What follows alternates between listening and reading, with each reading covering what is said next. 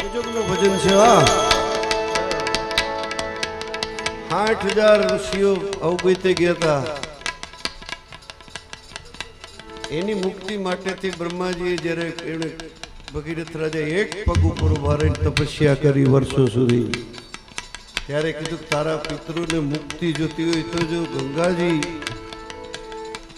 પાણી એટલું પવિત્ર છે એનું કે જીવતા જીવ માણસ ન જીવે કે પણ મર્યા પછી એના કુટુંબીજન ખાલી એનું હાડકું લઈને જાય અને ગંગાજીમાં પધરાવે એટલે 71 પેઢી તરી જાય. આટલું પવિત્ર ગંગા.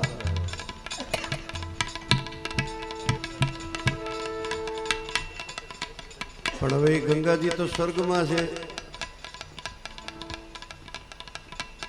એનું તપ કર્યું ગંગાજી કે જેવી તેવી નદી ધારો છો. પ્રસન્ન થઈને કે છે ભગીરથ રાજાને, મને કોઈ જીલે એવો તપસ્વી ખરો? વળી બ્રહ્માજીનું તપ કર્યું. બ્રહ્માજી કે એક છે આખા બ્રહ્માંડની અંદર એવો યોગી તપસ્વી જેને દેવોનો દેવ કહેવામાં આવે છે, મહાદેવ.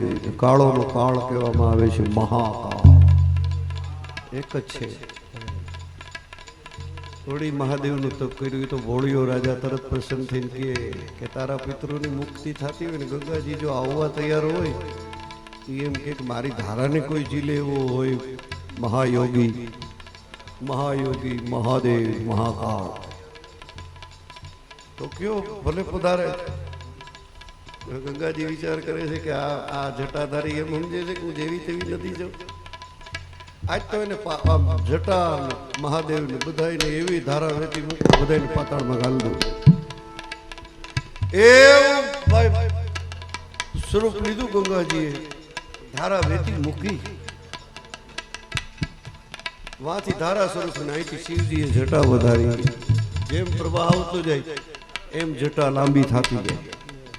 આખા ગંગાજી હલવાઈ ગયા એટલે આમ અંબોડો વારીને ફિટ કરી દીધા.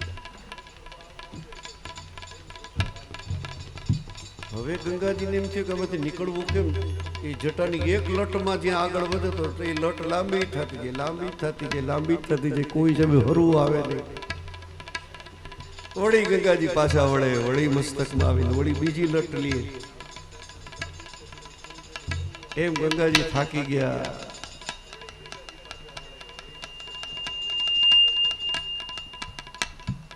હવે શું કરવું? ખામે રિપીટ કરે. મોબાઈલ ઘડીક બંધ કરી દેજો, મારે વાત વાલતી હોય ને ત્યાં સુધી, કારણ કે એમાં રિપીટ થાય હામું મને. હવે વિચાર કરે છે કે આ બેયની લડાઈની અંદર મારા પિતૃઓનું હું ભગીરથ રાજે કીધું મનાવ્યા. એક આવ્યા મહાદેવને મનાવ્યા તો એને ઝીલી લીધા. હવે આમાંથી છૂટી કરે તો ગંગાજી થાકી ગયા, બહુ અકળાણા, બહુ મૂંઝાણા. હવે ભગીરથ રાજા વિનંતી કરે છે કે આ બેયના ઝઘડાની અંદરથી મહાદેવને પ્રાર્થના કરે છે કે મારા પિતૃનું તો કંઈક કરો જેના માટેથી મેં તપસ્યા કરી છે. ત્યારે વિનંતી સાંભળી ભગીરથ કેરી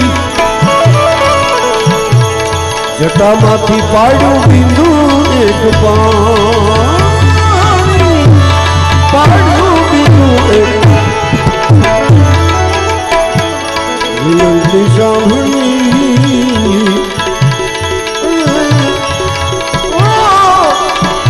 ભગીરથ કેરી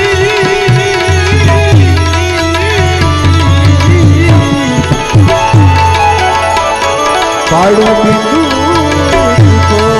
જટામાંથી પાડ્યું બિંદુ એ બિંદુ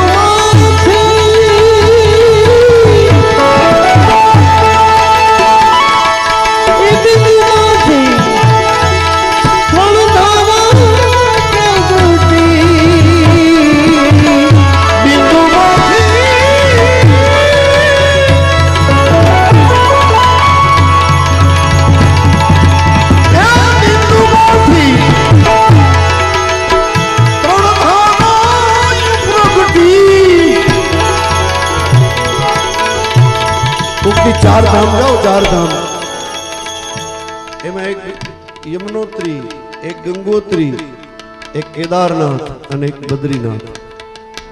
એ આખું હિમાલયનું સ્વરૂપ છે ને ભગવાન શિવજીની જટા છે. યમુનાજીનો પ્રવાહ તો ઠેઠ અલ્હાબાદ પ્રયાગમાં મળે છે, પણ ત્રણ શિખર ઉપરથી જે વહે છે એ ત્રણ નામે ઓળખાણી, એટલે ગંગા યમુના સરસ્વતી નહીં હો, એ ત્રણેયનું નામ છે. કેદારનાથ મહાદેવ પાસેથી જે ગંગાજી નીકળી એનું નામ મંદાકિની છે. બદ્રીનારાયણના ચરણમાંથી જે નીકળી છે એ અલકનંદા છે, અને એક ગંગોત્રીની ધારા વહે છે. એ ત્રણેય પછી રુદ્રપ્રયાગ ને દેવપ્રયાગમાં મળે ને પછી છેલ્લે હરિદ્વારમાં આવે ને તઈ નામનું ગંગા પડે છે. આ ત્રણ ધારા પ્રગટીઓ. તીર્થોમાં જાઓ ક્યારે તો બરોબર તીર્થોનું થોડોક એનું માધ્યમ વાંચી લેવું, જાણી લેવું. આપણે જાય છે એમને છાંટા નાખીને વહી આવીએ. આની પાછળ જબર ઇતિહાસો પડ્યા છે. આજકાલનો નથી, આ તો સનાતન છે, જેનું નામ સનાતન છે. આદિ અનાદિનો આપણો ધર્મ છે. એ ધર્મને જાળવવા હારુંથી ના બધું છે. આ નોખા નોખા ફાટા નીકળ્યા, કોઈ કે અમે 500 વર્ષ પહેલા થઈ ગયા, કોઈ કે 200 વર્ષ પહેલા થઈ ગયા. કેટલા વર્ષો પહેલા એ પ્રગટ થયા છે. 60,000 ઋષિઓ, ઈ ભગીરથ, ઈ ગંગા, ઈ અલકનંદા, ઈ મંદાકિની, ઈ ગંગોત્રી, ઈ યમને મહારાણી, આ બધા આજકાલના છે, ભગવાન શિવજીના વખતના છે. શિવજી લઈ આવ્યા છે.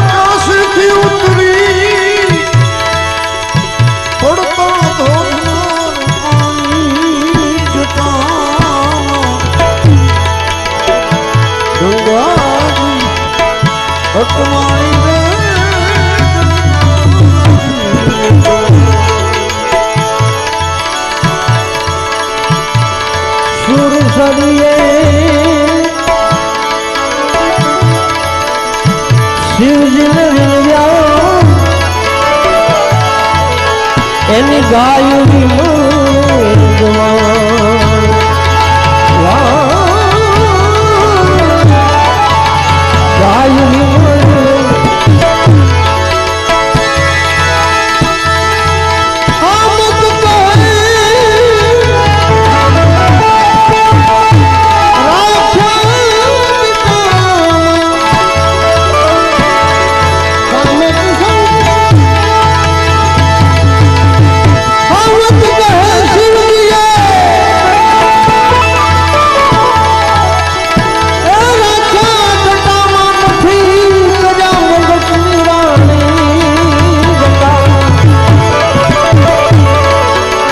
એ